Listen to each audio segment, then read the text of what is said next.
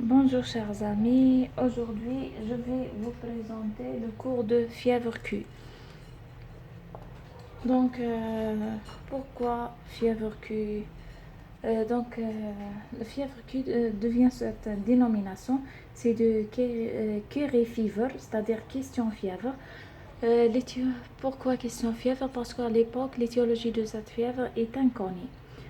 Donc, on commençait par l'introduction. Au niveau de l'introduction, on va parler sur la définition, un peu sur l'épidémie, sur la clinique, le diagnostic et le traitement. Pour la définition, c'est quoi le fièvre Q? C'est une anthropozoonose liée à Coxiella burnetii. C'est une bactérie intracellulaire qui s'est multipliée dans le phagosome de la cellule hôte. Donc, c'est ça, c'est une bactérie intracellulaire. L'intérêt de la question, donc l'intérêt, toujours dans l'intérêt, on parle de la fréquence, bien la gravité. La gravité, donc le risque dans la fièvre Q est lié à la forme chronique, parce que dans la fièvre Q, vous savez qu'on a une forme aiguë et une forme chronique. Donc la gravité est liée à la forme chronique et plus précisément c'est l'endocardite, d'où la mortalité entre 25 à 60%. Dans le chapitre de l'épidémie, on dit que les animaux représentent le réservoir principal de la transmission par l'inhalation d'aérosols contaminés. Les animaux sont le réservoir principal et la transmission se fait par l'inhalation d'aérosols contaminés. Donc, les cliniques, on dit que la forme aiguë présentée par 3 tableaux, le syndrome grippal, la pneumonie atypique et l'hépatite granulomateuse, et la forme chronique présentée surtout pour l'endocardite. Le diagnostic est surtout basé sur la sérologie et sur la culture. La culture, sur les deux phases, la phase 1 qui est la phase plus virulente et la phase 2 qui est moins virulente. Et le traitement basé sur les cyclines et parfois le traitement doit être prolongé et associé à l'hydroxychloroquine.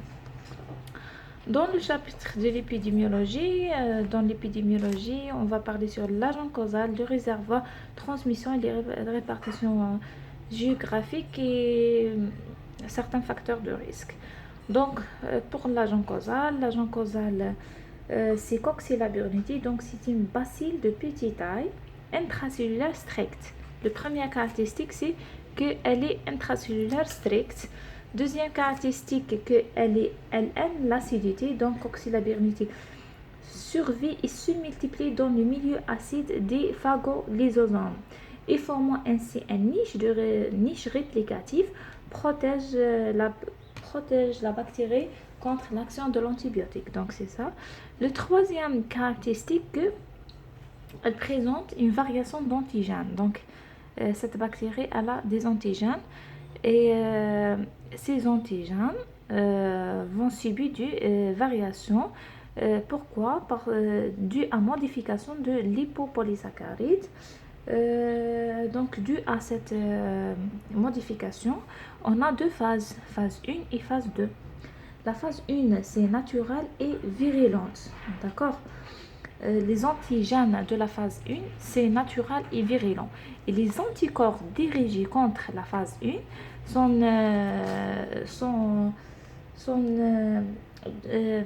présenter l'infection chronique, qui est le plus grave. Et les antigènes de la phase 2 sont moins virulents, ou bien non virulents. Et les anticorps dirigés contre les antigènes de la phase 2 présentent la phase aiguë, qui est la phase bénigne. C'est ça. Pour le réservoir, donc le fièvre Q est une zoonose ubiquitaire. L'homme est un hôte accidentel. Le réservoir animal étant vaste et comprend des mammifères domestiques tels que les bovins, les ovins, les caprins, les chiens et chats, et aussi les mammifères et aussi les animaux sauvages comme les renards, les rongeurs et aussi l'oiseau. Donc on trouve Coxiella burnetii dans les selles, les urines, le lait et aussi le placenta. Mais le placenta surtout chez les animaux. Donc, chez les animaux, on dit que la localisation préférentielle de Coxiella burnetii, c'est l'utérus et les glandes mammaires. Donc, les animaux infectés se manifestent par des avortements, comme dans le brucellose. La transmission chez l'homme, le mode majeur de transmission résulte, c'est l'inhalation aérosol, des aérosols contaminés par les déjections et sécrétions d'animaux réservoirs, et la bactérie peut être propagée par le vent. C'est bien que les individus peuvent présenter la maladie sans aucun contact direct avec l'animal. Donc, on dit le mode de transmission, c'est l'inhalation d'aérosols contaminés. Mais parce que c'est une bactérie résistante et une seule bactérie suffit de contaminer l'homme, une seule bactérie. Donc, même si le malade n'était pas en contact avec l'animal, la bactérie peut être propagée par le vent. C'est ça. Pour la répartition géographique, on dit la fièvre qui est écrit dans le monde entier, survient généralement en printemps. Pour les facteurs de risque, c'est pas pour attraper la fièvre Q, mais pour faire une forme chronique. Donc la forme chronique, c'est pas pour tout le monde. Pour les gens qui ont des facteurs de risque, comme les formes qui ont des facteurs cardiovasculaires, les patients présentent une immunodépression comme le cancer, les patients qui présentent des lésions valvulaires ou vasculaires comme malformation, valvulopathie, anévrisme, les porteurs de prothèses, etc. Maintenant, la physiopathologie, donc l'expression clinique de la fièvre Q aiguë est selon le port d'entrée, l'inoculum et la souche. Ça, c'est toujours dans les maladies infectieuses. Maintenant, ce qui est caractéristique, on dit que l'immunité cellulaire joue un rôle important dans l'infection Coxiella burnetii, mais cette immunité n'est pas bactéricide, malheureusement.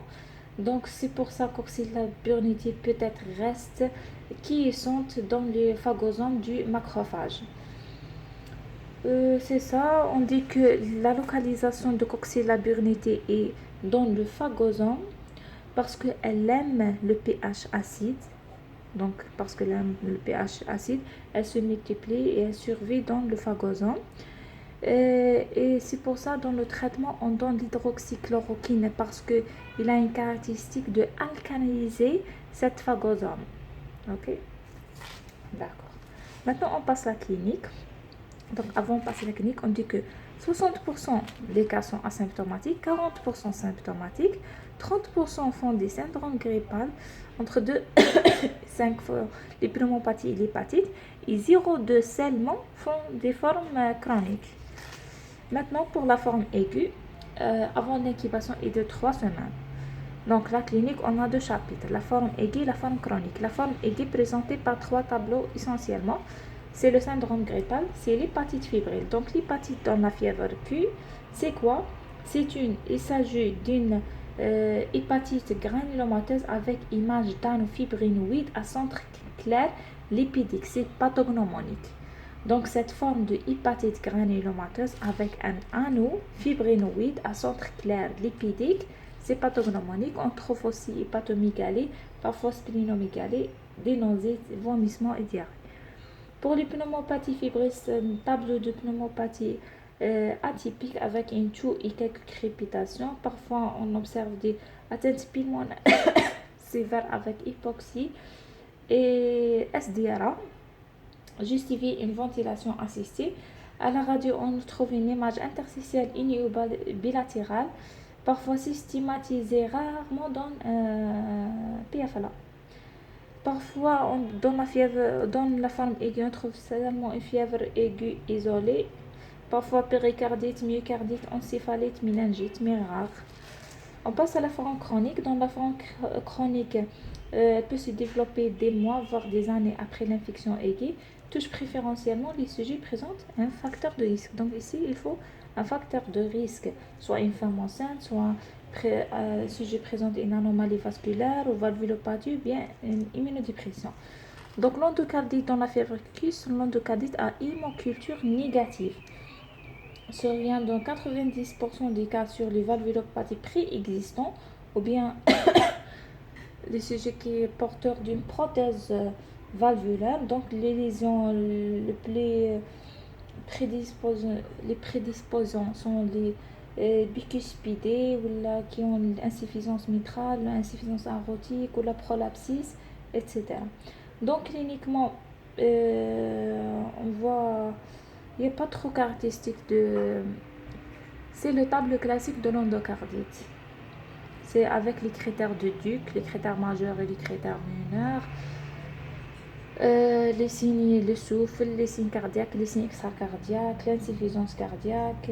C'est le tableau endocardite bactérien.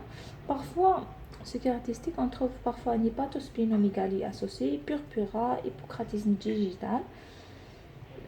Donc ici, à l'ETT, on trouve une végétation très petite.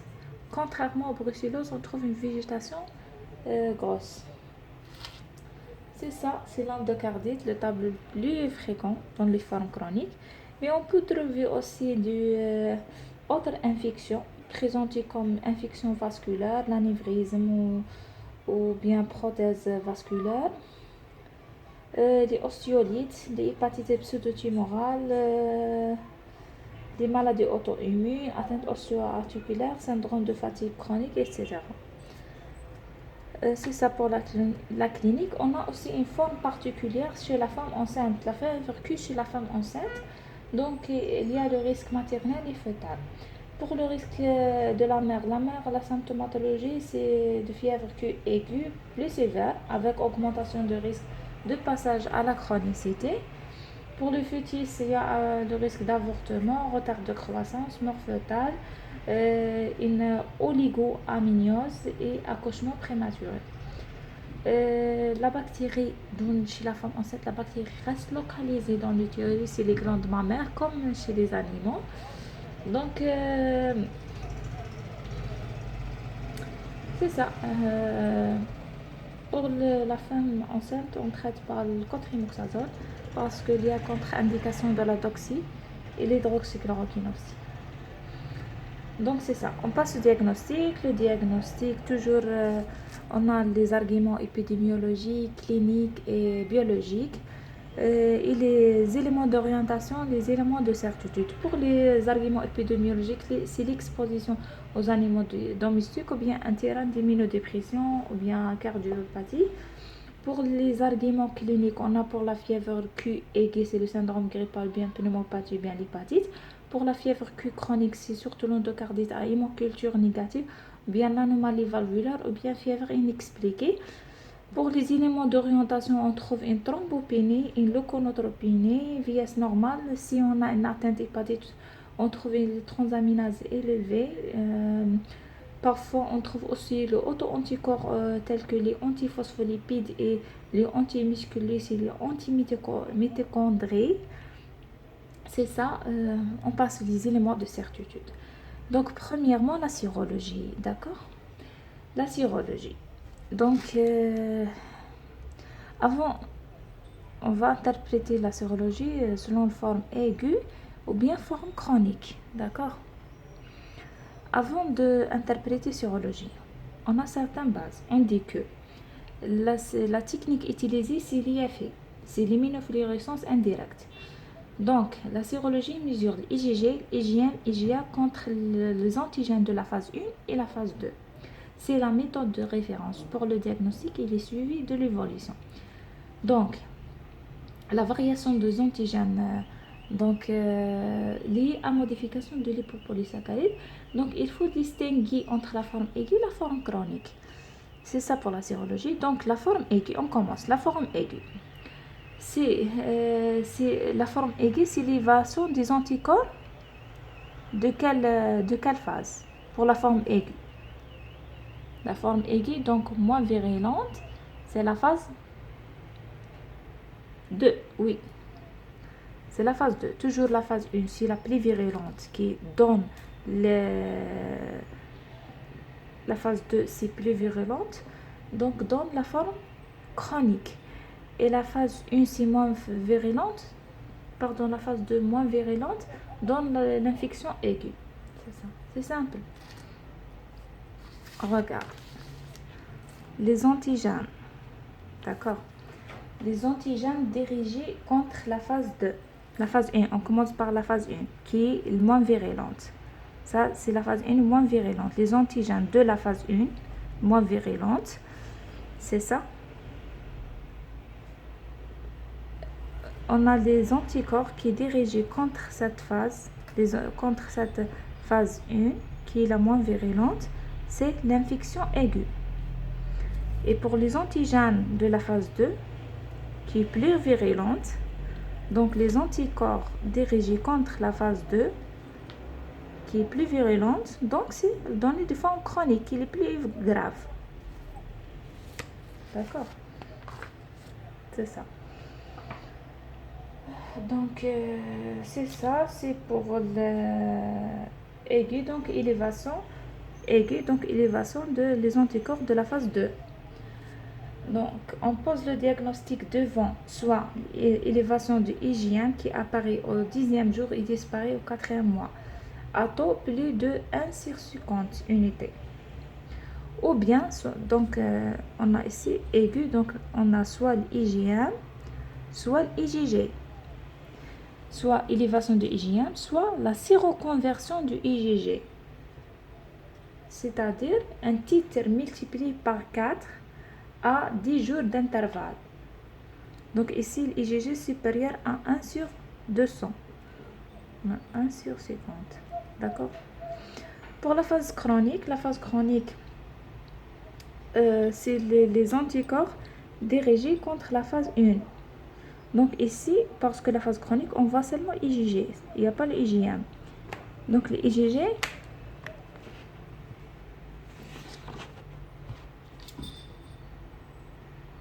pardon. Donc l'IgG, en valeur prédictive positive,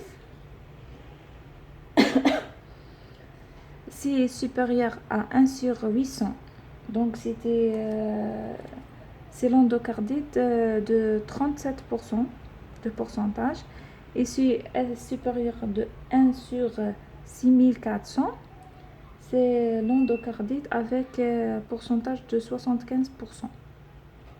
D'accord. C'est ça la sérologie. J'espère que c'est clair. C'est simple. Pour l'aigu, on va détecter les anticorps de la phase 2, soit l'IgM, soit l'IgG. Donc l'IgM c'est positif, ou bien c'est la séroconversion du IgG. Pour la phase 2, c'est les anticorps, la phase chronique, c'est les anticorps de la phase 1. Donc on trouve IgG qui ont une valeur prédictive positive. Si il est supérieur à 1 sur 800, c'est endocardite dans 30%. Si il est supérieur de 1 sur 6400, c'est l'endocardite avec pourcentage de 75%. Maintenant, rapidement, pour le PCR. Le PCR, c'est sensibilité de 100%. Dans la phase aiguë, on utilise sur le sérum ou bien le sang, ou bien échantillon d'expectoration. Sur la phase chronique, on utilise par une partie de biopsie hépatique ou bien placentaire ou bien endovasculaire sur la valve ou bien. Pour la culture, la culture de fièvre qui est effectuée sur un labo de sécurité niveau P3 ou bien culture sur la ligne sur les cellules de HEL, c'est-à-dire les cellules embryonnaires pulmonaires humains embryonnaires leg, c'est-à-dire pulmonaire. HEL, humain embryonnaire leg, etc. Il y a d'autres techniques comme l'immunohistochimie sur des fragments de biopsie. Avant de passer au chapitre de traitement, on dit il y a une classification pour une endocardite. Il y a des arguments forts et des arguments faibles. Pour les arguments forts, c'est la culture bien PCR positive ou bien une sérologie avec IgG de la phase 1 supérieure de 6400. Pour les arguments mineurs, c'est l'IgG de la phase 1 supérieure à entre 800 et 6400. Ça. Pour, pour les atteintes vasculaires, les arguments forts, c'est la culture bien PCR positif, ou bien IgG de la phase I supérieure à 6400, ou bien le scanner, on trouve une anévrisme, la prothèse ou là, ou bien le PET scan, on trouve une fixation d'une anévrisme ou bien prothèse vasculaire. Les arguments mineurs, c'est l'IgG de la phase 1 entre 800 et 6400, ou bien fièvre, embole, prédisposition vasculaire, etc. On passe au traitement. Donc, le traitement de la forme aiguë sur la doxy 200 mg par jour pendant 2 semaines. Traitement du sujet symptomatique seulement. Donc, les sujets asymptomatiques, on ne va pas le traiter. Traitement préventif discuté pour les patients porteurs d'une cardiopathie à risque, c'est la doxycycline 200 mg et l'hydroxychloroquine 600 mg par jour pendant 12 mois. Et refaire la sérologie le 3e ou 6e mois. Pendant la grossesse, on traitait par le cotrimoxazole. Si allergie, on peut donner rifampicine fluoroéquivalent. Pour la forme chronique pour l'endocardite, on donne la doxy 200 mg par jour, bien l'hydroxychloroquine 600 mg par jour. Pendant 18 mois, c'est la valve native, ou bien 24 mois, c'est la valve prothétique. Pourquoi on donne l'hydroxychloroquine? Parce qu'il permet une activité bactéricide sur les cellules coxylabirinité par alcalinisation du pH de fagoson, avec surveillance ophtalmique, dosage de l'hydroxychloroquine, etc. Parfois, on a besoin d'un traitement chirurgical. C'est ça. Et merci et bon courage.